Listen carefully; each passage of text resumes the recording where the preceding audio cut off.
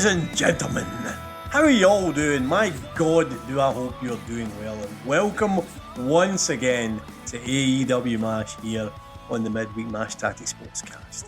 Must be the middle of the week because we have got some AEW wrestling to shoot the old proverbial about with a Dynamite card that is filling up for the Grand Slam show in the Arthur Ashe Stadium. It's another important week, lads, and there's plenty to talk about. More epic encounters, more questionable decisions. Christ, let's just get into it. But first, let me tell you, AEW Mash is one of the many podcast parts which, when formed together, make the mega powers that is the Midweek Mashed Tattie Sportscast. You can find us across all social media and on all streaming platforms. You want to support the guys? Well, you could. You could go to Buy Me a Coffee. Leave a wee donation if you so please, but if you don't want it, that's okay. Just get in your wee streaming app there and leave us 5 stars, baby! Boom! Thank you very much. If you did, if you didn't, well, that's okay as well. But as always, I am joined this week, as usual, by my two friends from either side of the pond. It is Macho Mick and Hulk Harvey, brother. Yeah.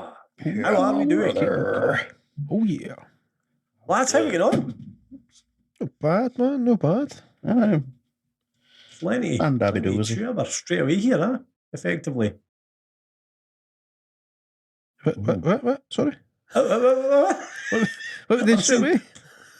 Tune over some of this wrestling that we've been watching on a wrestling podcast. I mean, Indeed.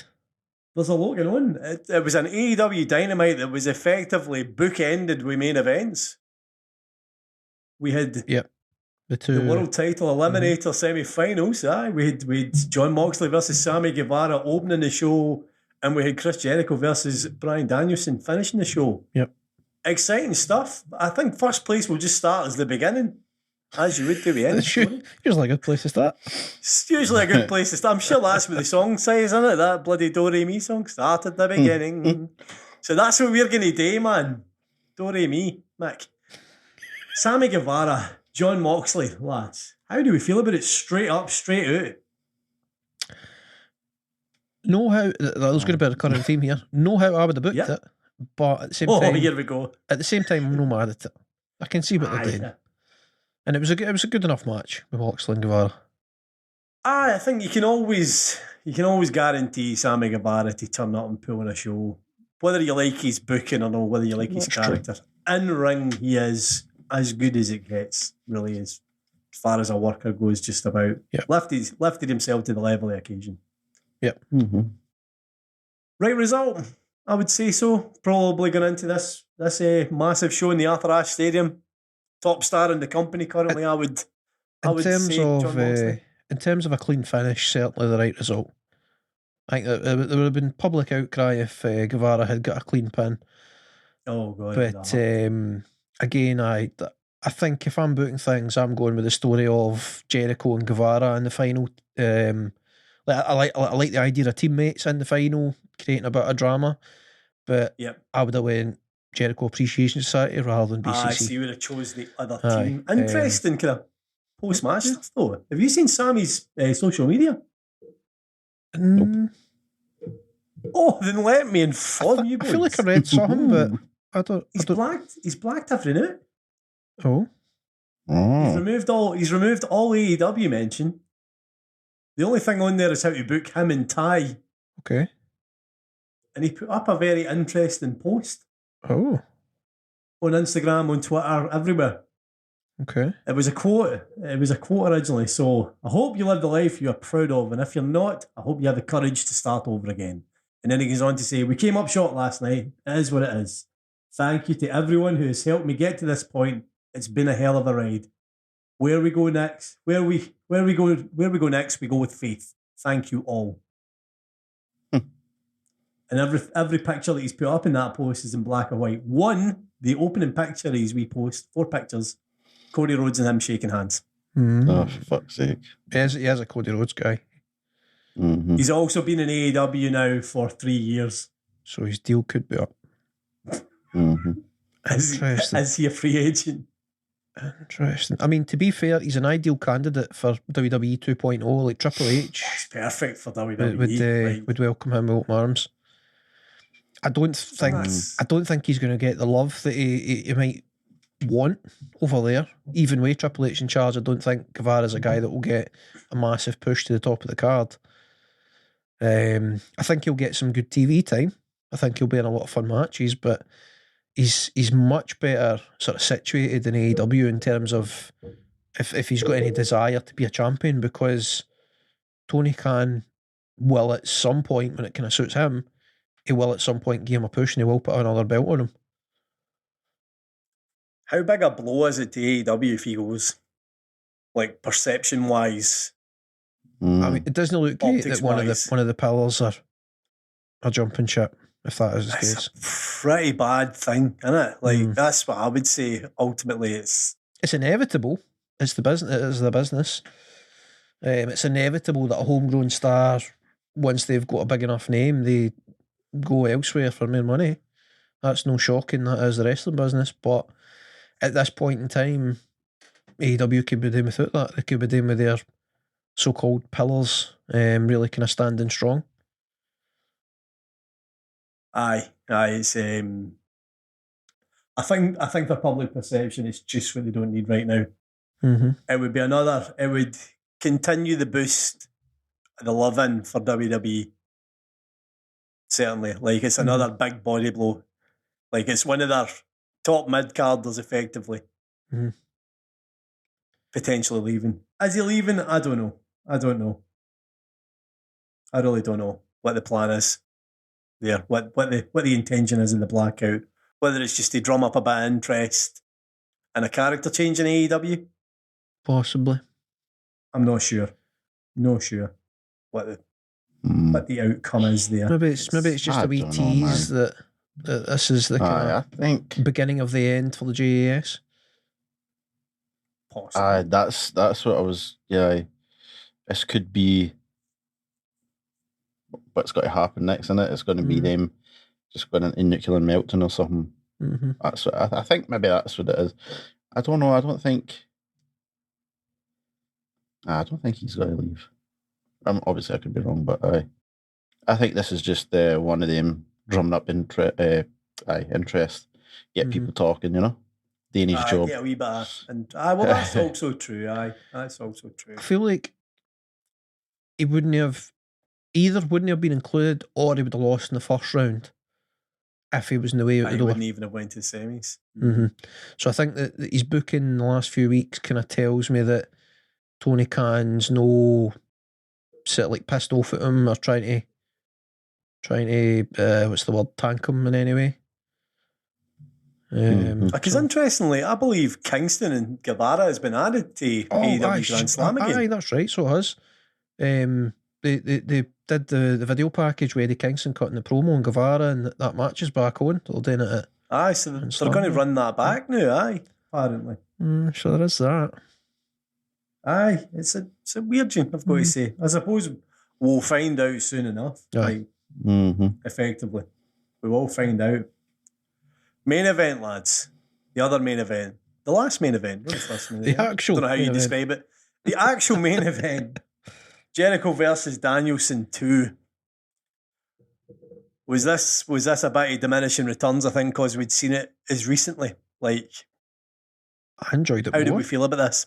You enjoyed it more? I thought it was a better match. I don't think it was perfect by any measure, but I thought it was a better match. I preferred the story of this match.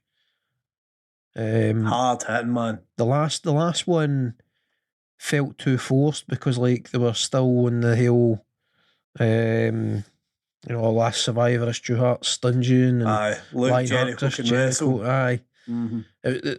I wasn't into that as much. Like, it was an alright match at the pay-per-view, but I preferred this version of it.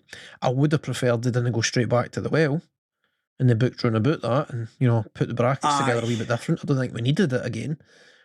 But I'm not mad at it. I enjoyed it. That's where I kind of sit with. It didn't offend me. It didn't get me overly excited as a match, but it was of a high standard, as you'd expect with these two. Mm-hmm.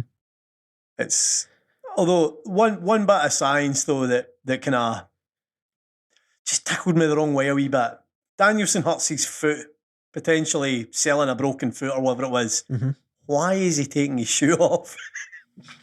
Because if I remember correctly, if you've broken your foot, unless you're literally in a hospital, do not remove that fucking shoe, Aye. or your foot's going to turn into a bloody something like Prince Charles's fingers, man. Effectively, it's just going to blow up. Well, the King Charles, my mistake. It's just going to blow up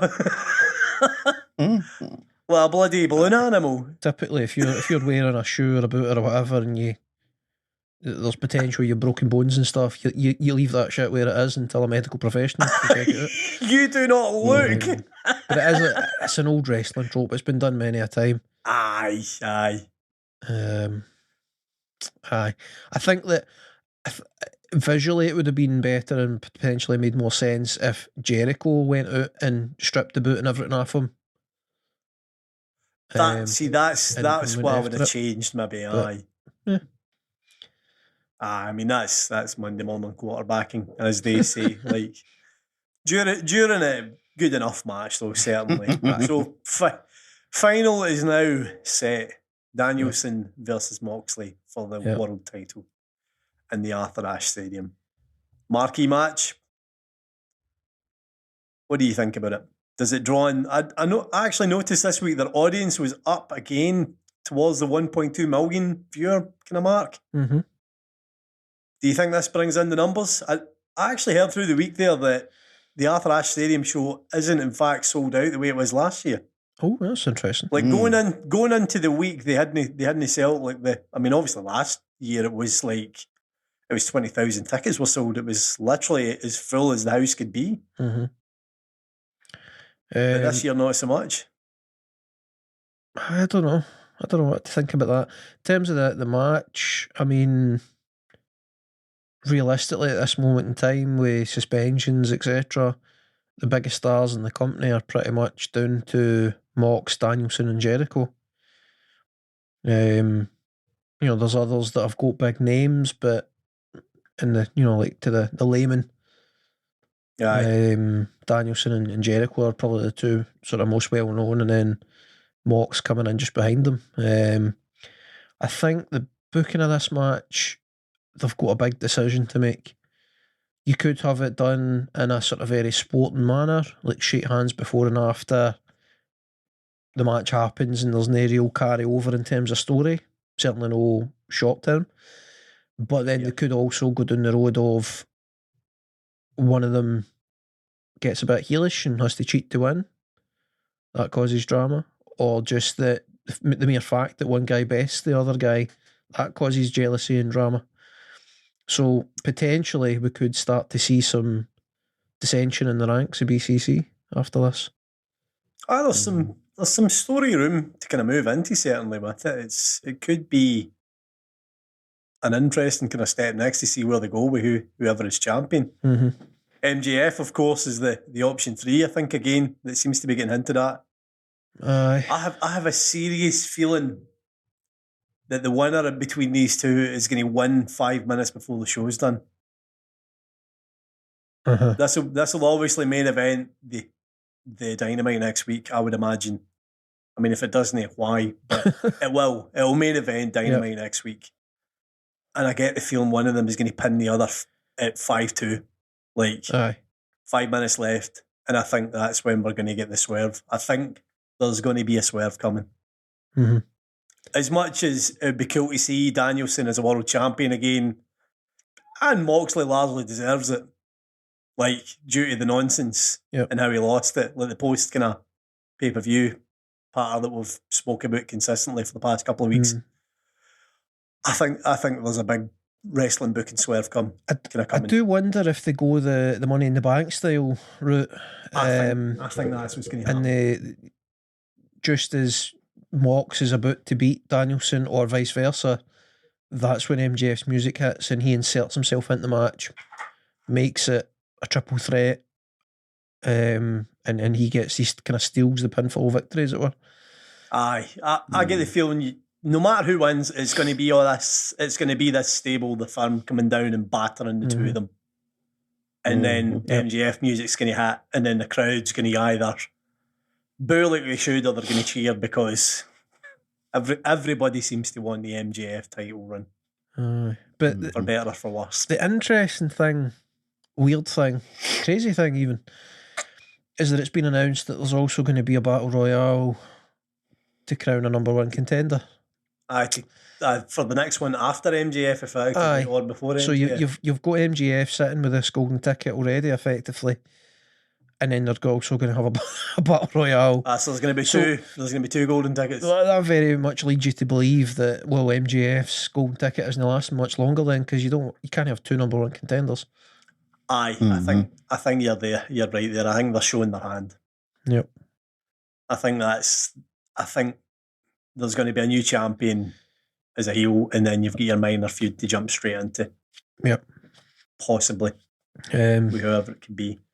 So, question is somebody like Wardlow in this battle royale, do we know the contenders yet? I don't think it's been announced yet, is it? Who's actually in the battle royale? Good question. I remember the only thing I remember about it is the Dark Order plus Hangman Page were doing the backstage interview, and they were talking about it, and they were all saying that they were going to win it. So it looks like the fall of the Dark Order is going to be in it. So potentially Hangman has to beat John Silver or somebody to win. Seems like something they might be setting up with that. So then so that's going to be in AEW Rampage as well. So it's going to come after. Aye. So then, does that mean it's Hangman versus MJF as the feud, with Dark Order sort of dissension in the ranks being the backstory? Aye, possibly. Curious. It is very curious indeed. I noticed that Lance Archer's potentially back for the Battle Royale as well, with the looks of it. They always seem to roll him into two just in time just for roll these him matches. Minor feud. Who can we have? Who can we have? Tony, and Tony's like Lance Archer. No, but we always do that, Tony. We always book him and he looks shite now because Lance Archer. Just find Lance Archer for me. He's not caring. It's got to be Lance Archer. Comes out, throws a wee jobber out, and then gets pinned. Shoulders down right in the centre. Everybody pins me. Effectively. I wonder what they do here. Poor Lance Archer. Christ almighty. This is the telling sort of time. Like, they've swerved for the drama well. They've put together a few shows now pretty well. Aye, that's very true. But now they're about to crown a champion, and they have to then set a feud in place. Even if it's a short-term thing, they need to start the wheels moving towards the next pay-per-view. They have to start setting up the storylines for that. So there's a wee bit of pressure on this. The outcome of both Dynamite and Rampage is going to kind of set the tone for the next 6 weeks or so. Aye. So very interested to see what route they go. They seem to have the cards on the table that they can play a hand, which leads to possibly a wee bit of drama with BCC, but without a world title in place, because they can have MJF step in and he can do the title run, which kind of puts BCC on the back burner slightly in terms of the world title picture, but maybe that then gives them a storyline that pulls them away for JAS. But I don't know. But then they're also could potentially be a very bad night for BCC, by the way, with the Ring of Honor world title being on. I get the feeling Castagnoli's going to drop that title. I have that feeling as well. Chris Jericho and Castagnoli cutting the promo on one another. Mm-hmm. Obviously in the Rampage, and that was an announced match. Mm. The Dynamite card is incredible, by the way. I mean, that is a pay-per-view card. 5 matches, every one of them a title match. Oh, you've got the 4-way for the women's title, right?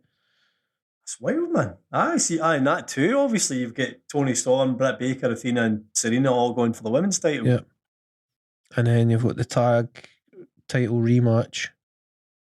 Are the trios belts on the line? No, because Pac is against Orange Cassidy for the All-Atlantic that's right. Championship. That is right.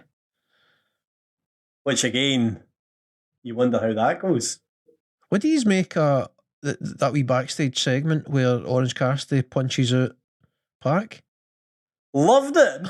Hilarious. Totally off character for him to just smash a guy, but brilliant. I thought it was weird. It was so random. You just saw the hand, bang, down he goes. Random as fuck. Because it's very off character about him, but then I kind of like that he's got a wee bit of badassery on him, Orange Cassidy. Like, he's always had that wee kind of edge to him. Aye. Like in matches as well, where when he kicks off, it's dead exciting. Aye. Mm-hmm. This is a great match to run back, by the way. If you haven't seen their match at Revolution in 2020, it is an absolute spectacle. That was the moment Orange Cassidy truly arrived as a national level kind of main event wrestler, like right. As a guy who can go on TV and in pay-per-views. Like, it was outstanding. Pac won that night as well, so again, you wonder if this changes, because they seem to be lining up the next feud ready to go with Ethan Page. What did you think of the firm? There's a question. Because obviously that MJF came out and cut a heelish promo. He avoided all the bidding war kind of talk this week mainly. Didn't really talk about that as much. Thank God, to be honest. But he then handed off to his good friend Stokely Hathaway that he's known since he was 19. Yep. And Stokely Hathaway, I mean, the notes I've got, great talker, but nobody cared. Fair. I think we'd probably sum it up for poor Stokely. And Stokely is a great talker, but it's the biggest who cares faction gone. William Morrissey doesn't look like he wants to be there. Just look miserable. Just look like fucking hell. New WWE's good. I've just put my arse in the contract and new WWE's good. Fuck. That's what his face said. The week after, he looked miserable. Oh, God. He's never really had a good mean face, though. William Morrissey, no. It's probably the one thing that lets him down is he's never really been able to mean mug. He's always looked a bit of a big silly bugger, but he can go. He's a monster. He's a great wrestler, as far as it goes. But no, he looked miserable. He looked like, get me the fuck out of here. This is dying. What? Ass boys. Who's gonna like the ass boys? I don't know. Wait. That's just strange that they're in a group trying to firm. Harvey, what's your take on this? I'm just saying, whatever. There you go. That's what it is. I mean, he did try to talk it up, like by saying that. What did he say about what's his name? Jesus Christ, it's going to come to me. Moriarty? Not Morrissey. Moriarty is it gone? Ethan Page. Moriarty. Sorry, Moriarty. You're right.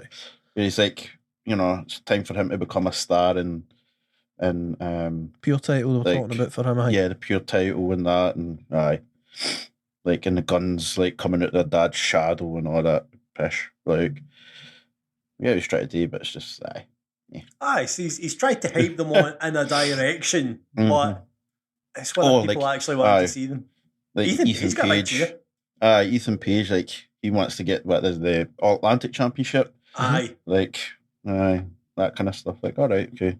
You're trying to make it seem like you've got folk who have ambition and, have drive to get to the top, but I don't think anybody sees them that way, That's the problem. I think I kind of take issue with the name. That's my first thing, because I don't know what it's like in America, but in the UK, there's a lot of connotations of like football hooligans and stuff when you say the firm. So I don't think it's a great name unless that's what you're going for. And none of the characters, as it were, none of the wrestlers that are part of the firm are particularly kind of thuggish type guys that you'd expect to be in a football firm or whatever. So it doesn't quite add up. I love the sort of general idea of it. You know, this kind of faction on retainer. That's how he described it. It's almost like what's the military term? Soldier for hire. There's mercenary. They're like mercenaries. They're thugs for hire or whatever else you want to call them. So I like the idea of that, but I just don't think any of them's really the right fit for it. Stokely, fair enough. I buy him as the leader, as the businessman type. But other than, Morrissey, like, his face lets him down, but he's got the body for it. Ethan Page, he's got the look for it if he dressed different, but he dresses like a wannabe male model, and that doesn't quite tie in with it. In my eyes, I don't know, maybe that's just my sort of outlook in life, but he doesn't strike me as somebody that presents himself as a hard man. Which I feel like if you're going with the name of the firm, that needs to be like, it needs to be all like sort of cool, kind of nonchalant type hard men. Like, it needs to be guys that there's no fear or emotion in what they're doing. It's all money, like, this is the job, this is how much it pays. Cool, no bother. I don't get that with anybody that's part of the group, and they're all different. Let's just say their characters are all over the place. Hodgepodge of characters. I think if it was a test, 100%, they'd probably pass on about 56%. Like, if you went to uni and this was a test and you get 56%, you'd be like, yeah, it's passed. But it wouldn't be that kind of pass. Aye. You know what I mean? It would keep you in the course. It's not A+, is it, Harvey? No, sir. It's not on the Harvey scale, no. It's a bit of C now. A C. It's keeping you in the game, but you're not getting much respect for your peers for it. Like, your folk are going, fucking hell, firm scraped through there. Like, that's what's coming of that, basically. I like the idea of no rehashing the Pinnacle. So, like, MJF's, he's very much got the same character. It's very much a case of he's going to hire help as required, but rather than just doing Pinnacle 2.0 or whatever else, they're going a slightly different route, and it's the money for hire type. I like that, but execution's no quite there. It certainly fits MJF's character of being the rich wee dick who can just buy a faction whenever he needs it. Certainly, it helps him. I don't know if it helps them. Yeah. Ethan Page, however, how you can't have Ethan Page busy every week is strange to me when they're suffering a dearth of talent with injuries and nonsense backstage and that. Ethan Page, he's a canny miss kind of wrestler. He can do everything, really. For me. He can talk. There's no reason he can't come out and cut his own promo and stand for himself. He makes the crowd feel something. Like, you can tell, like, when Ethan Page is the only person they cheered for, like, they reacted to. Yep. I mean, they're shouting ass boys at the Guns, but they've got X-Pac level. Oh no, these pricks again kind of heat. They've got plenty of heat, but like you say, it's certainly no for that kind of faction. It's not the kind of heat you need. Go away heat, I think that's what it classed as. For the time being, they are effectively contracted jobbers. That's what they should be anyway, based on the crowd reaction. Like, they've got a long way to go to turn that around and be either legit threats as heels or to get the crowd on their side as babyfaces. They're nowhere near that on either side of the thing. I think you're spot on there. Speaking of tag matches, though, we had a very random kind of placement of a match in this Dynamite as well. Swerve in Our Glory challenging the Lucha Brothers for the tag team titles, despite the fact we had Swerve in Our Glory announced for Grand Slam against the Acclaimed. One of the kind of weak tropes of AEW is when they do this. It annoys me. Because you're effectively, you know who's going to win for one. But one of the other tropes of AEW is that the guys in ring make you largely forget that by putting on a ridiculous match that they've no right to put on. Lucha Brothers were fantastic in this match. And one thing it did for me was it made me sad for what is probably the end of Keith Lee and Swerve when it hits Grand Slam. Because fucking hell, man, have they put on some sleeper hits while they've been tag champions? It's a damn shame that we're in a position where, from my perspective, I'm ready for them to split up now. I'm ready for it. Like, when they go together, I thought like they were an accidental home run.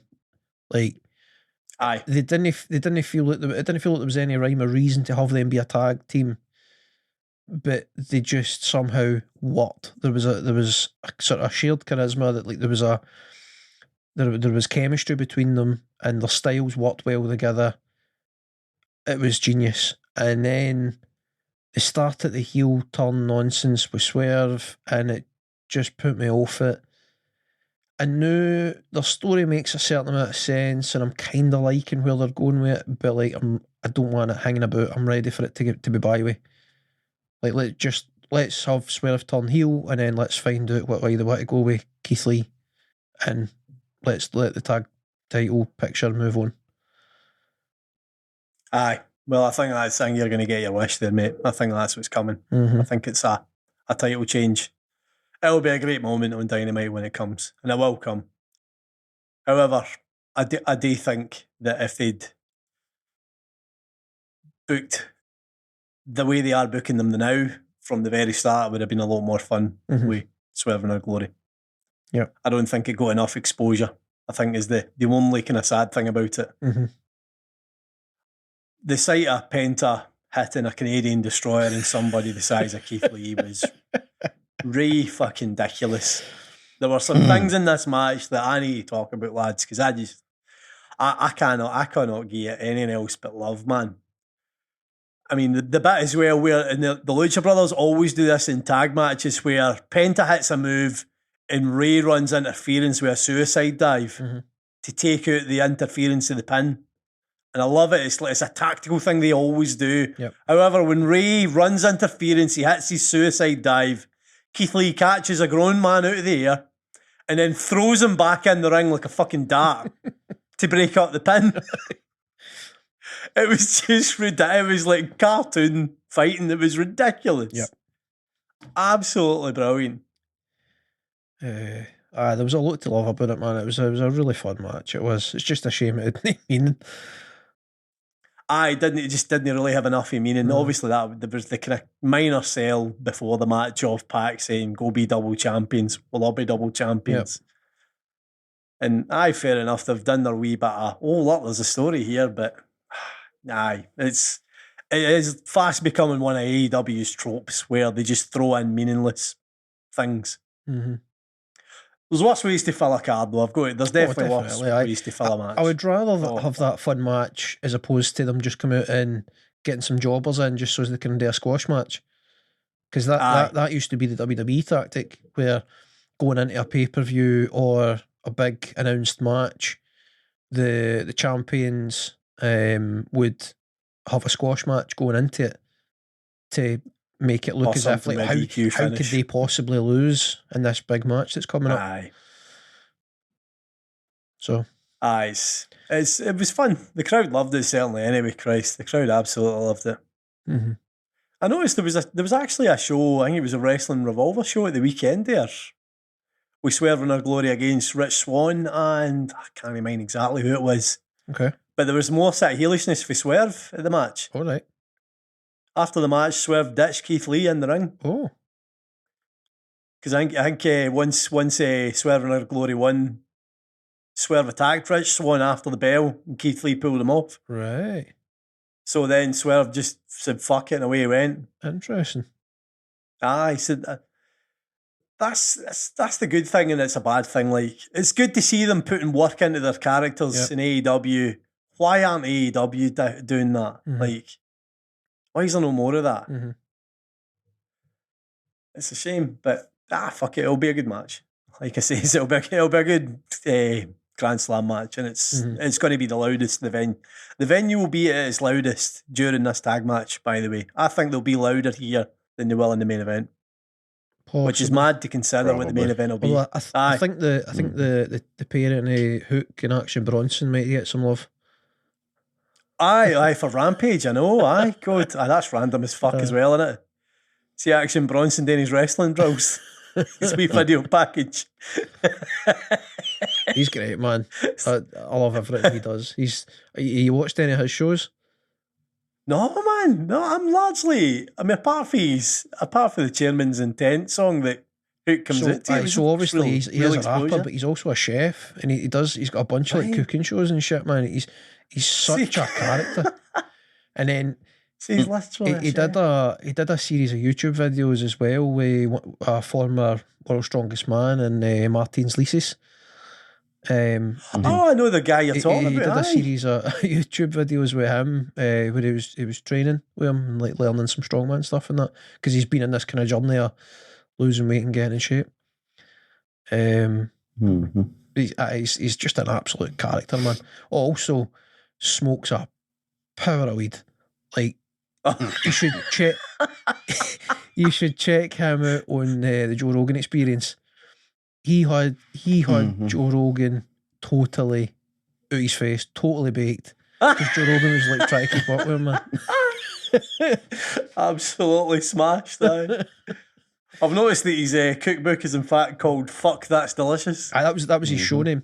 He had a cooking show called that. Show is "Fuck That's Delicious." It's cracking, man. I mean, it's just like it's total run of the mill sort of cook type show. Like, well, like the guy travels to like a new city or country or whatever else, and he tries some of the local food, and there'll be some kind of challenge or whatever else, and then he'll show you how to make something at the end or whatever. But just him as like a character, like he's just such a kind of lovable big guy. He's like a big teddy bear that's kind of half gangster. Aye. Some boy, like you can feel the personality through the telly when he's on, when he's in with Hook. I've got to say that he definitely is. He's a character, as it were. I didn't realise he was as big a star as he is either. Like, he's massive in America, man. Aye, like he's huge in America. I did not expect that. Like, but fuck it, good exposure for AEW getting him in ring and doing a match with. Obviously, I mean, it's 2.0. It's perfect. Unsurprisingly, for that kind of match. Oh, that's going to be a belter, that match. It'd be great fun. Unsurprisingly, he's a New York guy, based on obviously the fact that they're going to Arthur. So like, he's a good local draw as well. Him and Hook are going to get some serious love. Oh, they will. Aye, they definitely will.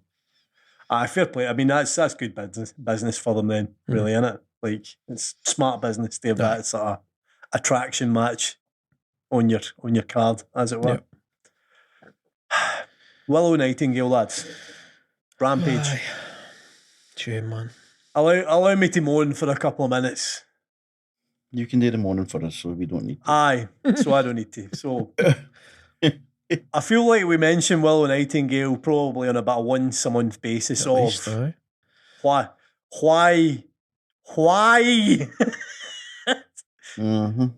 why can she not win anything? This is why we can't have nice things. She's won in the women's division a bunch of matches on Dark and Dark Elevation that are effectively meaningless. But who cares? Who gives a fuck? Anytime they bring her on to Dynamite and Rampage, it's almost every time it's to I mean, no job, but like it's to, what's the word? Enhancement talent. It's, you know, she's there to make somebody else look decent. She gets a bigger reaction than anybody she faces. Yep. She looks better than most people she faces. Yep. Yet she always loses. Always loses. Doesn't matter what happens, man. She just loses. I really hope she gets a big push when they sort out the Ring of Honor TV show. I hope and pray that that's the reason that she's not been signed to AEW, because they're saving her for Ring of Honor. mean, how long do you keep her in the chamber though and just do nothing though?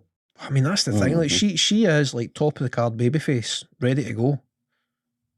She's outstanding. I genuinely, I think the sky's the limit with Willow. I think the sky's the absolute limit with the character, with the in-ring work, with the fan reaction. Yet for some reason, no. And if it is, the tactic is we're saving Willow to make her a Ring of Honor Women's Champion. What the fuck are you doing? Like it's nearly 6 months that she's just being held. Yep. Using her pop to elevate others when really they should be building round about her and making her the star. Mm-hmm. I don't get it. Yep. I don't know if anybody else feels like that in the larger wrestling world. They could, I can't understand they could easily run a program where she's chasing. In fact, I was going to say the world title, right? But actually, the TBS, that's right, isn't it? For the women. Aye. I was getting them mixed up. They could run a program where she's chasing the TBS title, and like she has to go through the baddies and accept, do all the things to get the match, then have the big match, and she falls just short. And then somewhere along the lines she can kind of like cut a promo that like she's representing Ring of Honor and this, that, and the next thing, and so then she then goes on to have a match with Mercedes Martinez, assuming she's still going to be holding on to the belt for a bit yet. Like build it up so that then that match really means something.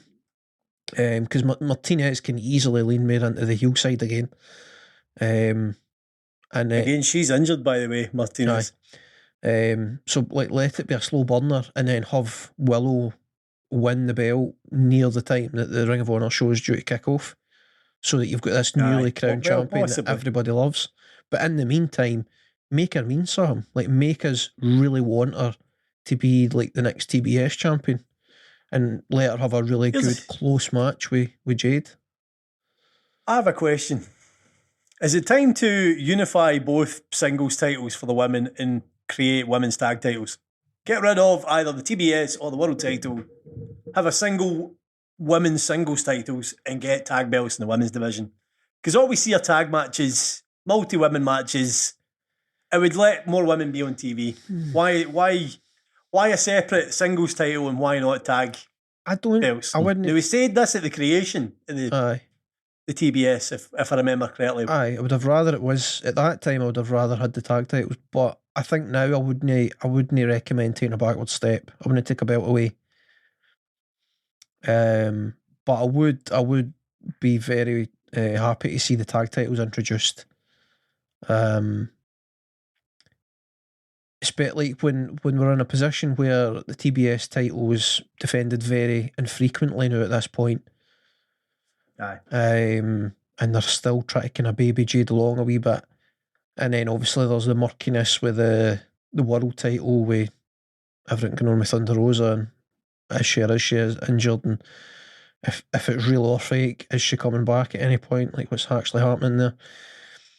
So there's a lot going on with that's causing quite a kind of stagnant effect. Like there's no movement, nobody can climb the ladder because there's this just like dead stop at the top. So I think if you brought in the tag titles, I think it would really freshen up the women's division as a whole, and it would create a real sort of reason, necessity to get some really fun matches out of the women's side of the roster on a weekly basis. I think the best women's matches are always tag matches, mate. And then if that goes as well as it probably would and should, and it generates enough interest and lets them play out some good programs and create some drama, and there's always that opportunity to go down the lines of having a tag team implode and fall out, turning folk heel and face and all the rest of it. That could really help sort of prop up the sort of two kind of singles divisions with the two titles they've got for the women. So I think the right move would be, while there's nothing else happening, bring in the tag titles now. But it really felt like they were pushing towards that with the whole Thunderstorm thing with Thunder Rosa and Tony Storm, and then they were leaning into Britt Baker and Jamie Hayter as the kind of heel side. It felt like they were moving towards that as possibly the match for the inaugural women's tag champs. And then potentially the injury, alleged or otherwise, for Thunder Rosa's derailed their plans. So, don't know what happens. God knows, man. What do you think about Jade Cargill being challenged by Diamante? It's just another shite match, isn't it? Interesting tidbit. Diamante's partner is one of the baddies. Aye. Kiera Hogan, right. With social media and everything, we know everything, so... What? It makes... I know we've got to buy into kayfabe and that, but it makes... Why would Kiera Hogan be against her missus? Yep. There better be a good reason for that, because see if it's just the baddies interfere and Diamante gets beat, fucking throw that in the bin. Well, it's straight in the bin. There's no way Diamante's a legit threat. I mean, she's not either. In fairness, like, she's been winning matches, tag matches and singles matches on Dart and stuff. Like, they've been building her up slowly but surely. Yeah.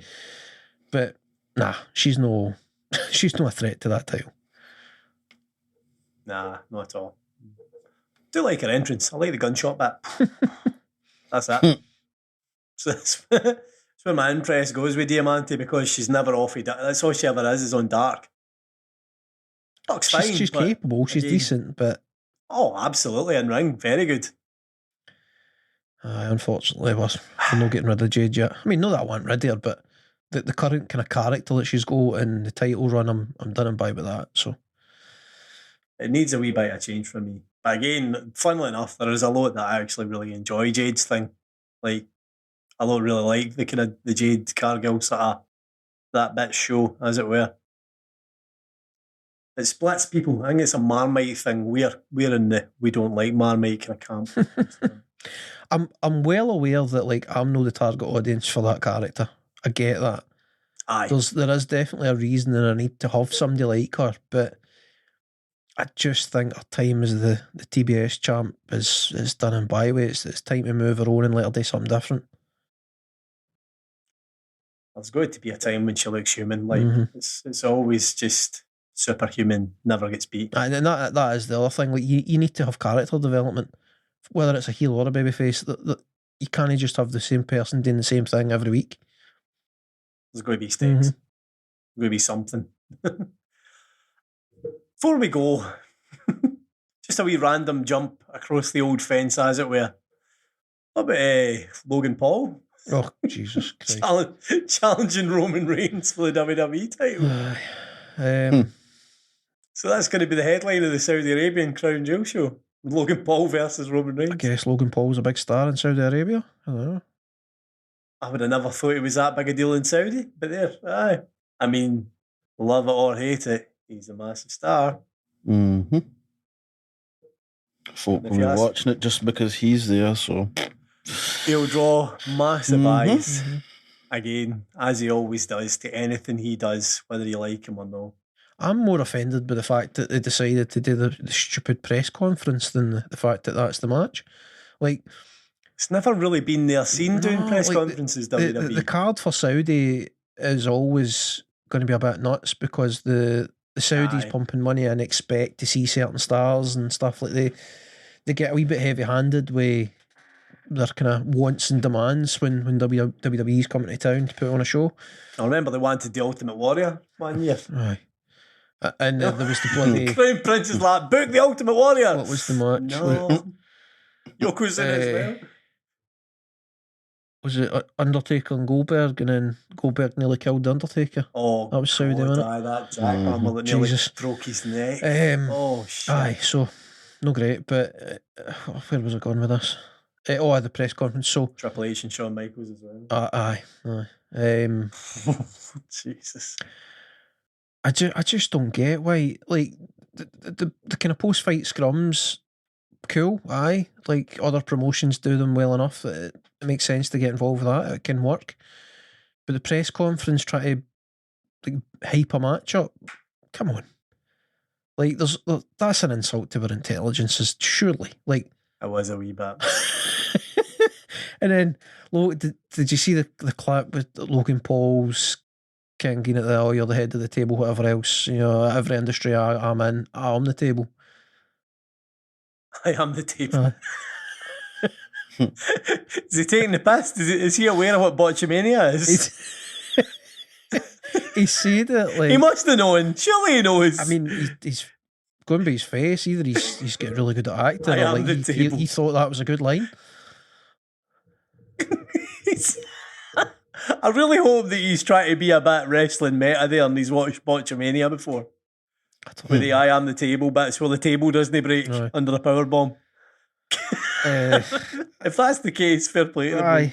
I don't know whether that's that or no, but it's just all a bit mate, probably not shite to me. I mean, I'm sure there's an audience for it. I'm just past that kind of thing. Like, I can just about tolerate like the kind of rankings style of thing that AEW have at times. And I like the post-fight or post-event. Fight doesn't seem like the right word. The media scrums. The media scrums after the pay-per-views and stuff. I like them because it's interesting to see like who's willing to kind of break kayfabe and who stays in character, and like you get wee interesting tidbits out of them. But like a fake press conference, like, just why? Aye. Why bother?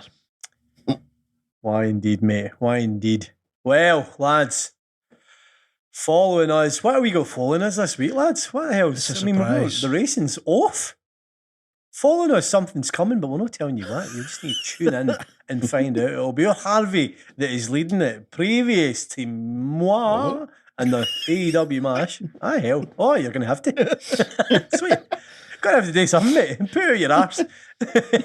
Prior to AEW Mash, we have another MMA Mash covering another UFC card with, Christ, quite a lot of mad fights again, really. What was the headline? Sandhagen and... Oh, that's the man. That's the very man. A few cracking fights. Song Yadong, of course. A couple of cracking fights on there. Couple of cracked faces. Robocop, what a guy. Couple of cracked faces, cracked open like eggs. It's all good times. It's all good stuff. Plenty of good banter. As always, if you like it, tell a pal, tell a stranger, tell a family member. Up to you. Play up to you. We are out of here for this week. See you later. Bye-bye. Bye, driver. Bye, driver. Here we